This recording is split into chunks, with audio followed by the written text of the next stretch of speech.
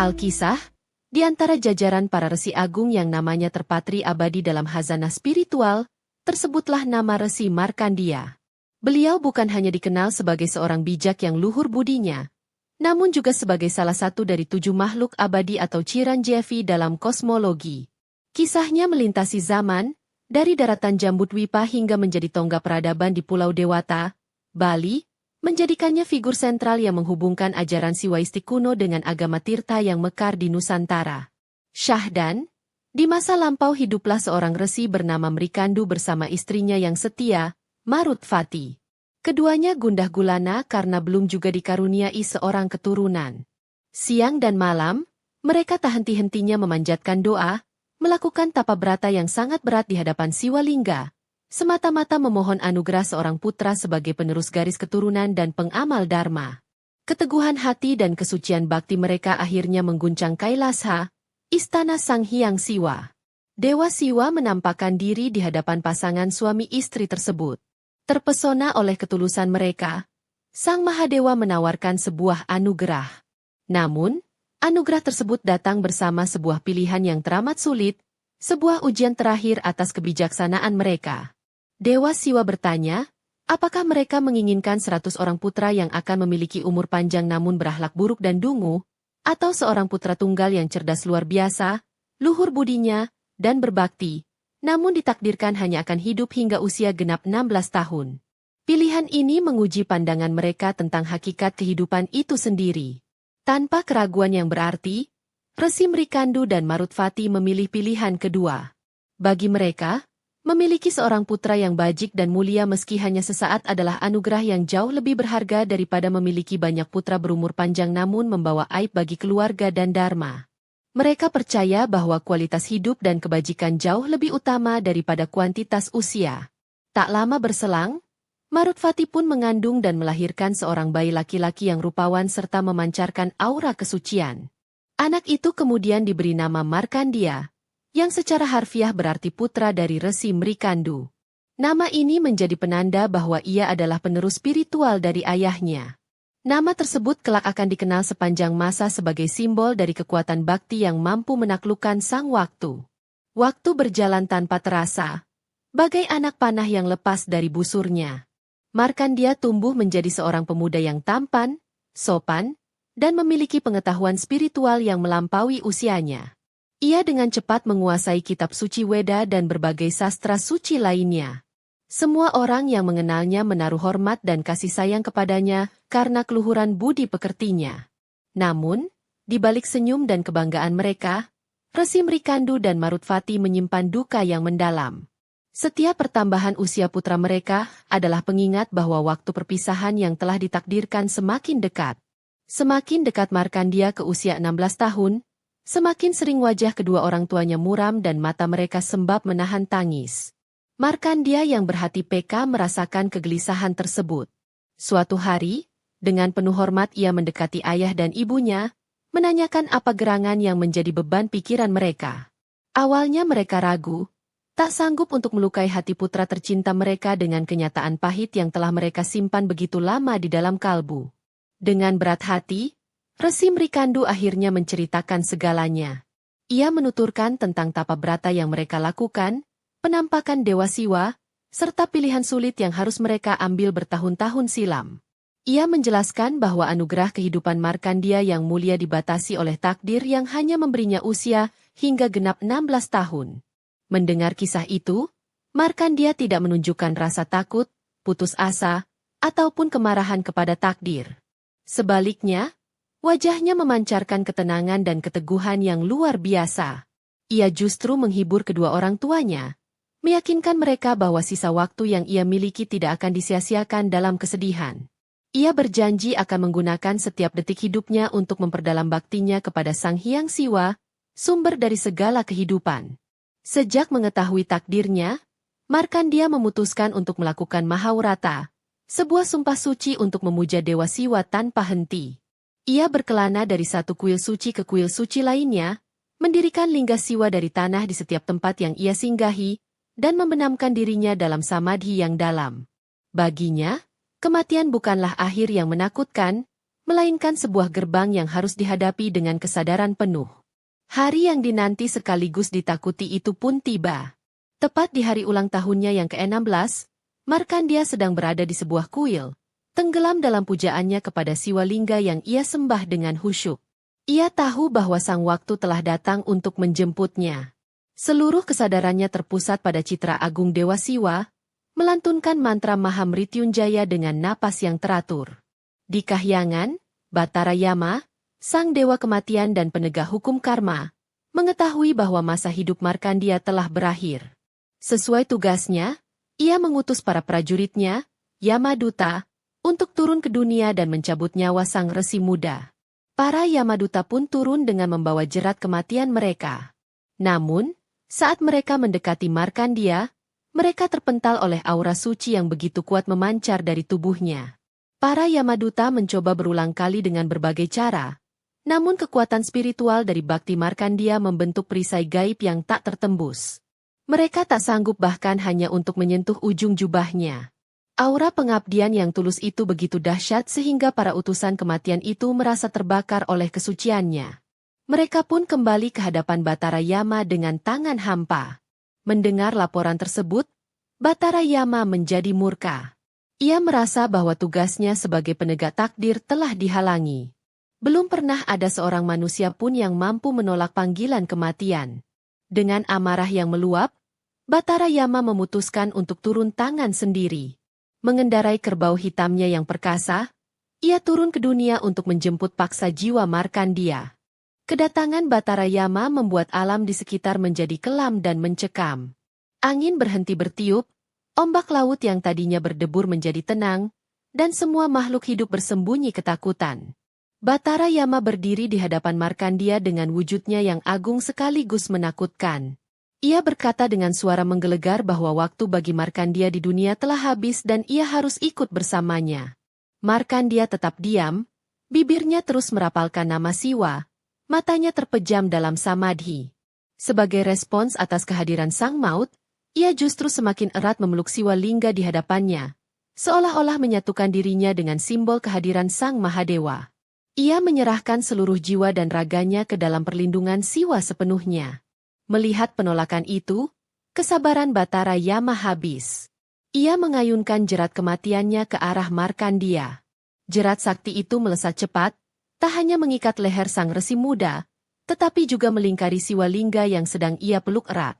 Dengan sekuat tenaga, Batara Yama menarik jeratnya, bermaksud menyeret jiwa Markandia dari raganya. Pada saat jerat kematian itu mengencang dan menyentuh Siwa Lingga, terjadi sebuah keajaiban yang dahsyat. Siwa Lingga itu tiba-tiba terbelah menjadi dua dengan suara gemuruh yang membelah angkasa. Dari dalam belahan lingga tersebut, muncullah Dewa Siwa dalam wujudnya yang paling agung dan murka, yaitu wujud Kalantaka, sang penakluk waktu dan kematian. Dewa Siwa murka bukan karena Batara Yama menjalankan tugasnya, melainkan karena ia telah lancang melemparkan jerat kematian pada Siwa Lingga dan mengganggu seorang bhakta yang sedang berserah diri sepenuhnya.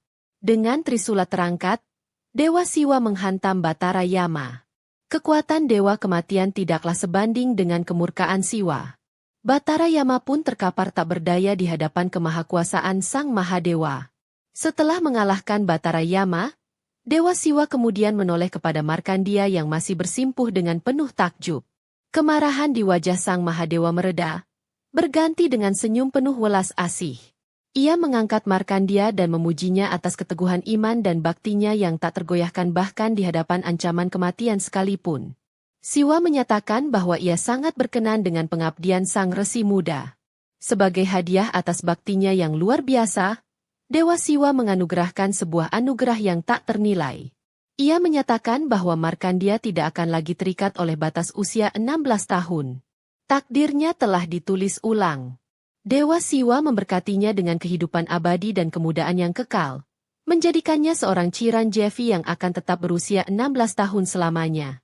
Dewa Siwa juga menghidupkan kembali Batara Yama, yang segera bersujud memohon ampun. Sang Mahadewa kemudian menitahkan bahwa sejak saat itu, siapapun pemuja Siwa yang taat tidak akan pernah dijemput oleh Batara Yama atau para Yamadutanya. Mereka akan dijemput oleh para Gana, pengiring Siwa, untuk diantarkan menuju Siwaloka dengan damai dan hormat. Kabar mengenai peristiwa agung ini tersebar ke seluruh penjuru dunia. Nama Resi Markandia menjadi masyhur sebagai bukti nyata bahwa kekuatan keyakinan dan penyerahan diri yang total kepada Allah dapat melampaui batasan takdir yang paling mutlak sekalipun. Kisahnya menjadi inspirasi bagi jutaan orang untuk menempuh jalan spiritual dengan penuh kesungguhan. Dengan anugerah keabadian itu, Resi Markandia melanjutkan perjalanannya untuk menyebarkan ajaran Dharma. Ia menjadi seorang resi agung yang pengetahuannya mencakup seluruh isi pustaka suci Purana. Ia menjadi saksi dari berbagai zaman dan peristiwa besar di dunia, membimbing umat manusia di jalan kebenaran dengan kebijaksanaannya yang abadi. Berabad-abad setelah peristiwa agung tersebut, didorong oleh wahyu ilahi, Resi Markandia memulai perjalanan spiritualnya ke arah timur. Ia meninggalkan tanah kelahirannya, Jambudwipa, dan mengarungi samudra luas menuju kepulauan Nusantara yang subur dan penuh misteri. Perjalanannya ini bukanlah sebuah pengembaraan biasa, melainkan sebuah misi suci untuk menyebarkan ajaran Siwa dan membangun pusat-pusat spiritual baru. Sang Resi pertama kali mendaratkan kakinya di Pulau Jawa. Ia merasakan getaran energi spiritual yang kuat di sebuah dataran tinggi yang diselimuti kabut dan memiliki hawa yang sejuk. Tempat itu dikenal dengan nama Dihyang, yang dalam perkembangannya kemudian lebih populer dengan sebutan dataran tinggi Dieng, berasal dari kata Dihyang yang berarti tempat para dewa. Di Dihyang, Resi Markandia bermukim untuk beberapa waktu, melakukan tapa brata, dan mengajarkan ajaran Siwa kepada penduduk setempat. Ia mendirikan sebuah padepokan atau asrama, di mana banyak murid datang dari berbagai penjuru untuk belajar darinya. Ia mengajarkan tentang konsep Trimurti, filsafat Siwa Siddhanta, serta berbagai ritual dan upacara keagamaan. Pengaruhnya yang besar diakini turut serta dalam pembentukan corak keagamaan masyarakat Jawa kuno pada masa itu. Kehadirannya menjadi salah satu fondasi spiritual yang kelak menginspirasi lahirnya candi-candi megah sebagai monumen keimanan di dataran tinggi tersebut, menjadi saksi bisu jejak sucinya di tanah Jawa. Selama menetap di Jawa, Resi Markandia terus menerima petunjuk-petunjuk gaib. Salah satu petunjuk tersebut mengarahkannya untuk melanjutkan perjalanannya lebih jauh ke arah timur, menuju sebuah pulau yang belum banyak terjamah bernama Bali Dwipa. Dikatakan bahwa pulau tersebut memiliki kekuatan alam yang liar dan ditakdirkan menjadi benteng ajaran Dharma di kemudian hari. Dengan membawa sekitar 800 orang pengikutnya yang terdiri dari para ahli bangunan, petani, dan rohaniwan dari desa Aga di Jawa, Resi Markandia mempersiapkan sebuah ekspedisi besar. Tujuan mereka adalah membuka lahan baru di Pulau Bali, membangun pemukiman, dan mendirikan sebuah pusat spiritual yang akan menjadi mercusuar bagi ajaran suci di masa depan. Rombongan besar di bawah pimpinan Resi Markandia akhirnya tiba di pesisir Pulau Bali. Mereka mendarat di kaki sebuah gunung agung yang menjulang tinggi ke angkasa, yang saat itu masih berupa hutan belantara yang lebat dan angker. Gunung itu adalah Gunung Agung. Dengan semangat yang menyala, para pengikutnya mulai bekerja, menebangi pepohonan untuk membuka lahan pemukiman. Pekerjaan membuka hutan itu bukanlah hal yang mudah. Hutan tersebut dihuni oleh berbagai jenis binatang buas yang merasa terganggu. Selain itu, aura gaib di tempat itu terasa sangat kuat dan liar. Para pengikut Resi Markandia seringkali mendapat gangguan dari makhluk-makhluk tak kasat mata yang menjadi penghuni hutan, yang dikenal sebagai Wong Samar. Sebuah malapetaka besar akhirnya menimpa mereka. Wabah penyakit yang mengerikan mulai menyebar di antara para pengikut. Satu persatu dari mereka jatuh sakit dan kemudian meninggal dunia. Serangan binatang buas juga semakin sering terjadi. Usaha mereka untuk membangun peradaban baru di sana seolah menemui jalan buntu dan tidak direstui alam. Kegagalan ini membuat Resi Markandia sangat berduka. Ia melihat para pengikut setianya binasa di depan matanya. Dari 800 orang yang ia bawa, hanya tersisa sekitar 200 orang yang berhasil selamat. Dengan hati yang berat, Sang Resi memutuskan untuk menghentikan pekerjaan dan membawa sisa pengikutnya kembali ke Jawa untuk merenungkan apa yang telah terjadi. Kegagalan ekspedisi pertama menjadi pelajaran yang sangat berharga bagi Resi Markandia. Ia menyadari bahwa membuka sebuah wilayah baru tidak cukup hanya dengan kekuatan fisik dan tekad. Ada kekuatan alam dan spiritual yang harus dihormati. Ia menyadari bahwa ia telah lalai melakukan ritual yang semestinya untuk memohon izin kepada roh-roh penjaga dan menyeimbangkan energi di tempat tersebut. Setelah kembali ke padepokannya di Jawa, Resi Markandia melakukan tapa samadhi yang mendalam untuk memohon petunjuk. Dalam meditasinya, ia menerima wahyu ilahi yang memberitahukan kesalahannya. Ia diperintahkan untuk kembali ke Bali, namun sebelum melakukan pekerjaan apapun, ia harus terlebih dahulu melaksanakan sebuah upacara agung untuk menyucikan dan menyeimbangkan lahan.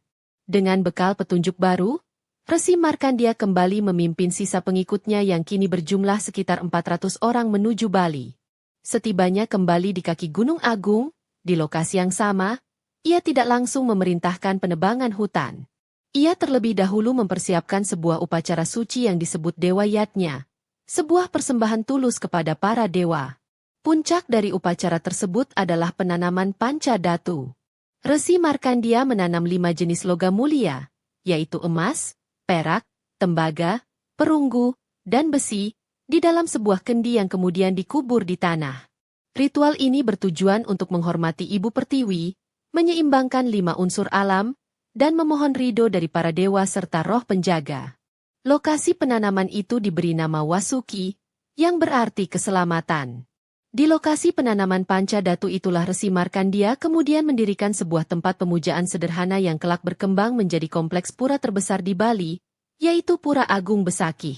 Nama Besakih diyakini berasal dari kata Wasuki tersebut.